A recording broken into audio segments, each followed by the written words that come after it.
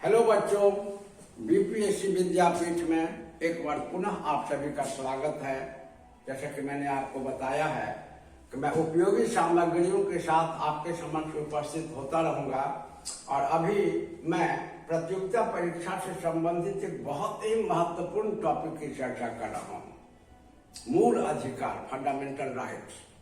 और ये चूंकि लंबा टॉपिक है और प्रमुखता से पूछे जाते हैं तो थोड़ा बढ़िया से पढ़ना होगा ताकि एक ही बार पढ़ें और सब स्तर के प्रश्न आपसे बने। तो एक वीडियो मैंने जारी कर दिया था इस पर और अभी एक वीडियो जारी कर रहा हूं। हो सकता है 3 वीडियो बनाना पड़े, इसमें एक वीडियो जारी हो गया है, एक अभी जारी कर रहा हूं और एक वीडियो और जारी करूंगा। तो ये आपके पास परमानेंट एक कैपिटल हो जाएगा और वीडियो आपको मिलता रहे, इसके लिए स्वाभाविक सी बात है कि आपको सब्सक्राइब करना होगा, शेयर करते रहें, लाइक करते रहें, जो टेक्निकल प्रोसेस है। और पिछले क्लास में, एपिसोड में हम लोगों ने पढ़ा था फंडामेंटल राइट में सबसे पहला फंडामेंटल राइट है समता का अधिकार या समानता का अधिकार, राइट टू इक्वलिटी, जिसमें आर्टिकल 14 से लेकर 18 तक है। और हम लोगों ने आर्टिकल 14, 15 और 16 को पढ़ा था। आज 17 और 18 को पढ़ूंगा, लेकिन आर्टिकल 16 से रिलेटेड एक बात आपको बताना मैं चाहूंगा जो बहुत ही महत्वपूर्ण है। वो ये कि आर्टिकल 16 में, जिसमें सरकारी नौकरी में समानता की बात है और सरकारी नौकरी में आरक्षण का प्रावधान भी इसी में किया गया है। और जैसा कि आपको याद है कि अनुच्छेद 16(4) के प्रावधान के अनुकूल मंडल आयोग का गठन किया गया था और मंडल आयोग की अनुशंसा पर वीपी सिंह की सरकार के काल में ओबीसी को 27% आरक्षण सरकारी नौकरी में दिया गया था। इसके बाद एक केस हो गया, सुप्रीम कोर्ट में मुकदमा हो गया कि ठीक है कि ओबीसी, अदर बैकवर्ड कास्ट, अन्य पिछड़े वर्गों को सरकारी नौकरी में 27% आरक्षण दिया गया और ओबीसी का आधार जातिगत है। तो जिन जातियों को ओबीसी में रखा गया है, क्या उस जाति के सभी व्यक्ति को मिलना चाहिए आरक्षण? क्योंकि जिन जातियों को ओबीसी में रखा गया है उनमें भी आगे बढ़े हुए लोग हैं, अगड़े लोग हैं, धनवान लोग हैं, समृद्ध लोग हैं, जिनको आरक्षण की जरूरत नहीं होगी। तो जब सुप्रीम कोर्ट में यह मुकदमा गया तो सुप्रीम कोर्ट ने इसको साफ स्वीकार कर लिया कि नहीं, तर्क सही है। और अगर किसी जाति को ओबीसी में रखा गया है, उस जाति में जो अगड़े हैं, जिनकी आर्थिक स्थिति बहुत अच्छी है, जो समृद्ध हैं, जिनको आरक्षण की आवश्यकता नहीं है, उनको आरक्षण नहीं मिलना चाहिए। और जब सुप्रीम कोर्ट ने यह निर्देश दिया, इसी पर सरकार ने एक समिति का गठन किया जिसका नाम था रामनंदन समिति। और याद रखें कि रामनंदन समिति ने जो अनुशंसा किया, इसी की अनुशंसा के आधार पर एक सीमा रेखा का निर्धारण किया गया कि इस सीमा से ऊपर वाले लोगों को आरक्षण नहीं मिलेगा, भले ही वो ओबीसी जाति में आते हैं। तो यह जो सीमा निर्धारित कर दिया गया, इसी को कहा गया क्रीमी लेयर। इसलिए देखते होइएगा कि जब भी आप वैकेंसी भरते हैं, अगर आप ओबीसी कैटेगरी में आते हैं तो आप अगर ओबीसी के लिए दावेदारी करते हैं तो आपको क्रीमी लेयर का सर्टिफिकेट बना कर देना होता है। और क्रीमी लेयर निर्धारित करने का आधार सालाना आय है। कुछ समय पहले तक 8 लाख वार्षिक आय था, अब क्या डेटा है? मेरे ख्याल से 8 लाख ही वार्षिक डेटा है, लेकिन ये चूंकि चेंज होते रहता है, एक बार चेक कर लीजिएगा। तो ओबीसी को आरक्षण दिया गया जरूर है, लेकिन क्रीमी लेयर में जो आते हैं उनको आरक्षण का लाभ नहीं मिलेगा, जैसा कि रामनंदन कमेटी के अनुशंसा में ये बात कही गई थी और सरकार ने स्वीकार भी कर लिया, यह लागू भी। अब हमारा आगे का अनुच्छेद है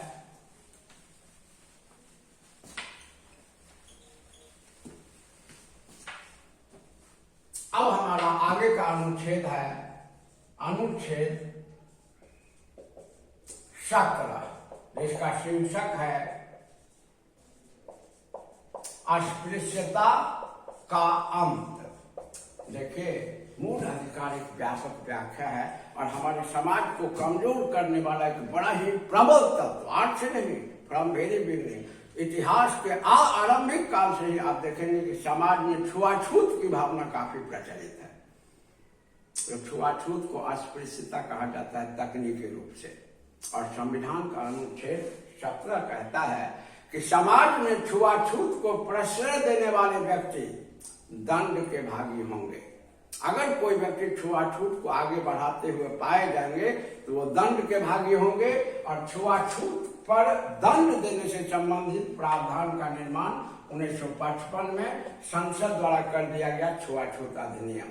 हालांकि इसमें 1977 में संशोधन किया गया व्यापक, है ना, लेकिन इस अधिनियम में बदलाव जरूर किया गया, लेकिन अधिनियम वही है। नाम भी हालांकि इसका बदला है, लेकिन अधिनियम का नाम 1955 ही है।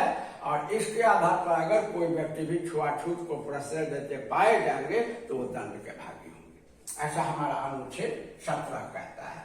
अब हम अनुच्छेद 18 को देखते हैं। तो अनुच्छेद 18 का शीर्षक है उपाधियों का अंत, अबॉलिशन ऑफ टाइटल्स, उपाधियों का अंत। और ये कहता है कि सरकार द्वारा देश के नागरिकों अथवा विदेशी नागरिकों को कोई भी पुरस्कार या सम्मान नहीं दिया जाएगा, कोई भी पुरस्कार या सम्मान नहीं दिया जाएगा, पुरस्कार या सम्मान नहीं दिया जाएगा, ऐसा कहा गया है। लेकिन थोड़ी तकनीकी दृष्टिकोण से ध्यान रखें तो जो वाक्य हमने प्रयोग किया इसमें गलती है जानबूझ के, ताकि आपका ध्यान यहाँ जाए। एक्चुअली संविधान ये कभी नहीं कहता है सीधे कि सरकार द्वारा कोई भी पुरस्कार या सम्मान नहीं दिया जाएगा देशी नागरिक अथवा विदेशी नागरिकों को। वस्तुतः अगर ऐसा कहा जाता तो आप देख सकते हैं कि नागरिक के क्षेत्र में बड़े बड़े सम्मान हैं, जैसे भारत रत्न पुरस्कार है, पद्म विभूषण है, पद्म भूषण है, पद्मश्री है, सरस्वती सम्मान है। तो एक से एक सम्मान दिए जाते हैं नागरिक क्षेत्र में। और आर्मी के क्षेत्र में भी परमवीर चक्र है, बड़े बड़े पुरस्कार दिए जाते हैं। अगर संविधान कह देगा फ्लैटली के पुरस्कार नहीं दिया जाता है, नहीं दिया जा सकता है, तो सरकार पुरस्कार दे नहीं सकती, क्योंकि यह संविधान का उल्लंघन होगा। तो संविधान हर जगह किसी न किसी चीज की छूट देता है। इसी बिंदु को अगर आप ध्यान में रखेंगे तो तार्किक स्तर का भी प्रश्न हो जाएगा। और यही जो छूट है, जो हर आर्टिकल में आपको बताते आ रहा हूं, यही छूट अपवाद कहलाता है मूल अधिकार का। अब जैसे देखिए कि संविधान लिखता है अनुच्छेद 18 में कि विद्या या शिक्षा तथा सेना संबंधी सम्मान को छोड़कर अन्य क्षेत्रों में कोई भी पुरस्कार या सम्मान नहीं दिया जाएगा।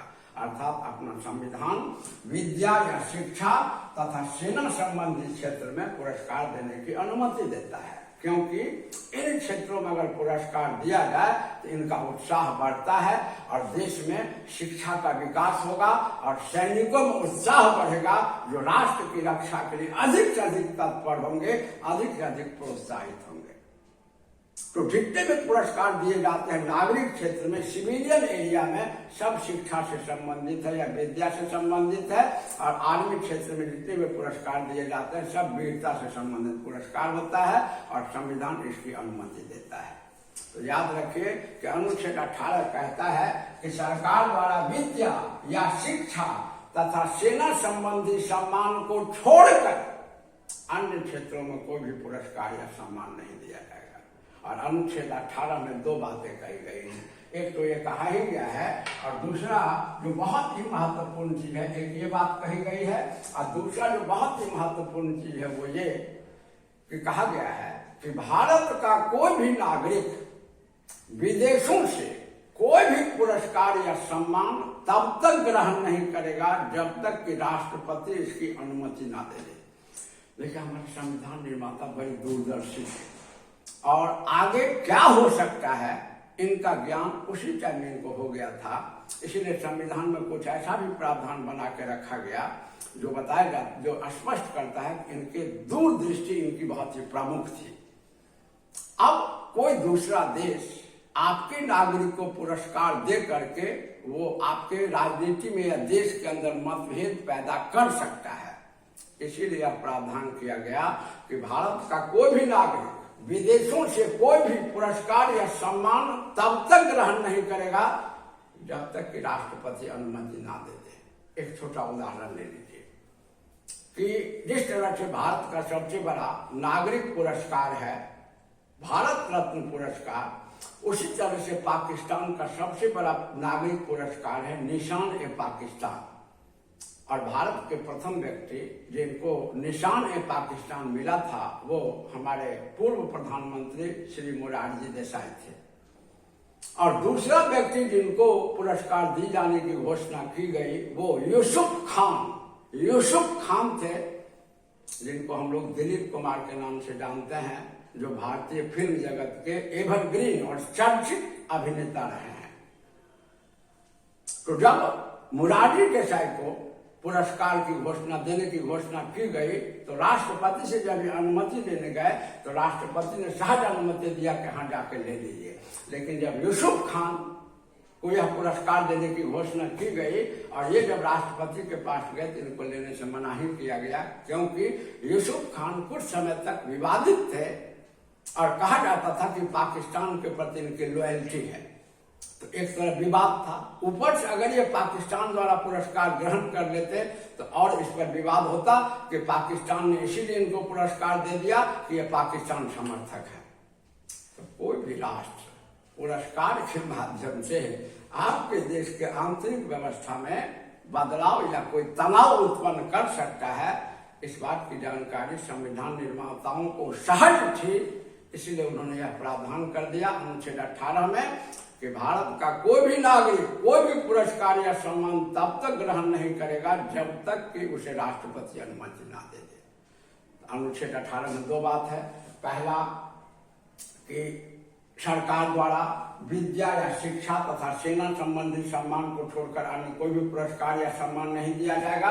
और दूसरा, भारत का कोई भी नागरिक विदेशों से तब तक कोई पुरस्कार या सम्मान ग्रहण नहीं करेगा जब तक कि राष्ट्रपति अनुमति ना दे दे। और मेरा दावा है कि थोड़ा सा आप गौर से क्लास में कंसंट्रेट होकर सुनिए तो सब चीज आपको याद हो जाएगा।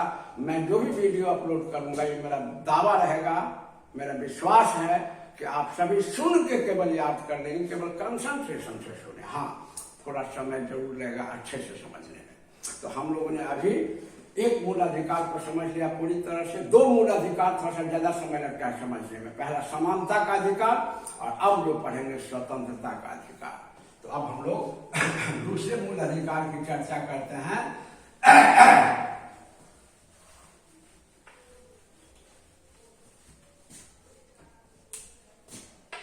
दूसरा मूल अधिकार है स्वतंत्रता का अधिकार। स्वतंत्रता का अधिकार, राइट टू फ्रीडम, और इसको मेंशन किया गया है अनुच्छेद 19 से 22, क्योंकि 14 से 18 तक का जो अनुच्छेद है वह समानता का अधिकार में है और 19 से 22 क्रम है। आपको पहले ही बता देते कि अनुच्छेद पॉइंट है, हर बात को पॉइंट में लिखा गया है। तो अनुच्छेद 19, 20, 21 और 22 इन 4 अनुच्छेदों द्वारा भारत के नागरिकों को विभिन्न प्रकार की स्वतंत्रताएं प्रदान की गई हैं और ये सभी एक स्वभाव के हैं, इसलिए उनको एक साथ रखा गया है। जैसे अनुच्छेद 14 से 18 तक नागरिकों के बीच या देश में विभिन्न प्रकार से समानताएं स्थापित करने का प्रयास किया गया है, तो सबको एक साथ रखा गया है। तो एक स्वभाव वाले अनुच्छेदों को एक साथ रखा जाता है। और यहाँ अनुच्छेद 19 से 22 तक स्वतंत्रता के अधिकार का उल्लेख है। इसका मतलब ये है कि अनुच्छेद 19 से लेकर 22 तक के बीच नागरिकों को विभिन्न प्रकार की स्वतंत्रताएं देने की व्यवस्था की गई है। और पहला क्वेश्चन जो इसमें पूछता है वो ध्यान रखेंगे कि पूछता है कि सबसे प्रमुख जनतांत्रिक मूल अधिकार which is the most important democratic fundamental right, जब ये पूछा जाए then our answer must be, not should be, right to freedom, क्योंकि इसको सबसे प्रमुख जनतांत्रिक अधिकार माना गया है। और अब एक एक करके अनुच्छेद को देखते हैं। तो देखिए कि अनुच्छेद 19 की बात करें तो अनुच्छेद 19 जो है, अकेले अनुच्छेद 19 में मूल संविधान में 7 विशेषताएं दी गई थी, 7 अधिकार दिए गए थे, 7। केवल 19 में एक हट गया है और बाकी के 6 अभी हैं। तो इनको एक एक करके पूछता है, एक एक करके समझिए। जैसे 6 हैं, जैसे एक है आपको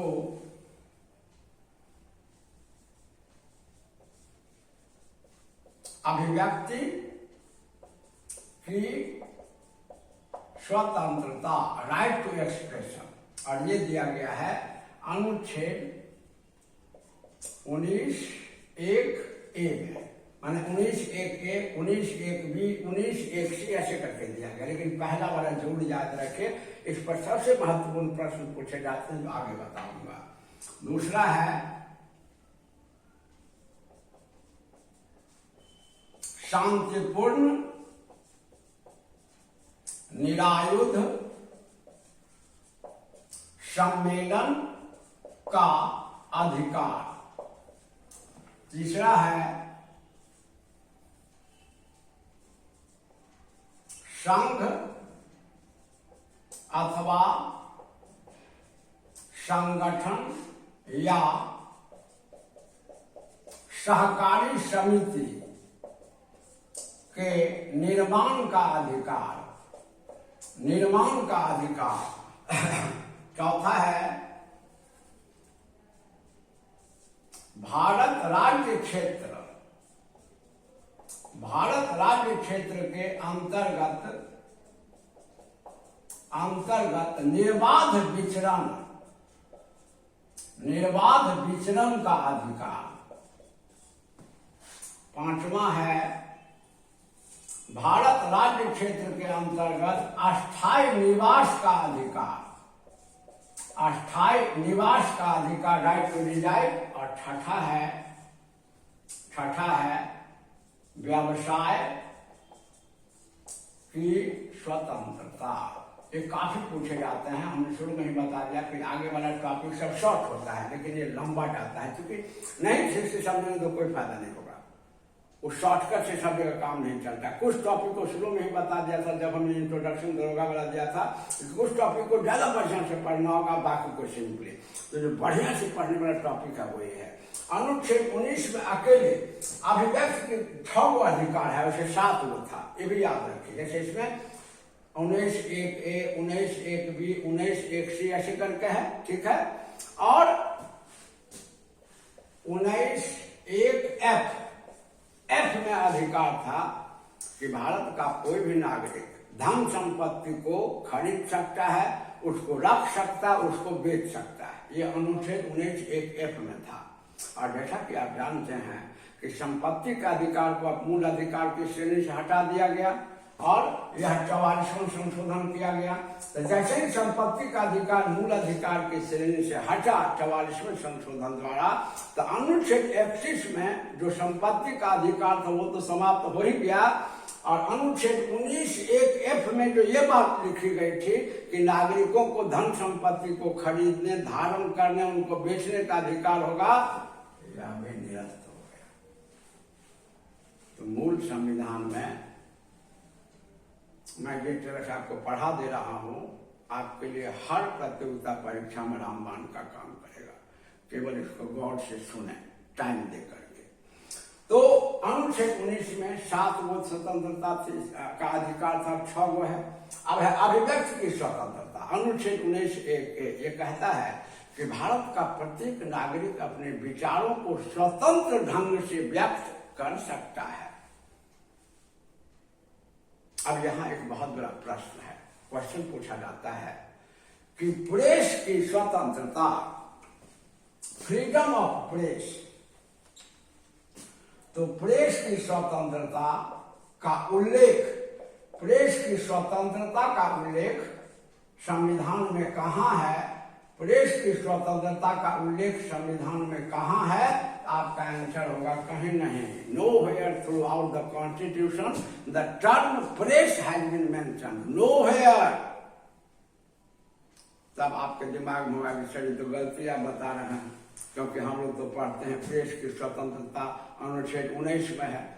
तो आप जो पढ़ते हैं वो सही पढ़ते हैं, और हम जो पढ़ा रहे हैं वो भी सही पढ़ा रहे हैं। दोनों में अंतर ये है कि आप इसके तकनीकी पक्ष को नहीं समझ रहे हैं, और नहीं समझने के कारण झारखंड लोक सेवा आयोग की पीटी में जब यह सवाल पूछा गया था या यूपीएससी में पूछे जाते हैं तो बच्चे गलती ही करते हैं। याद रखें, प्रेस की स्वतंत्रता संविधान में कहीं लिखी ही नहीं गई है।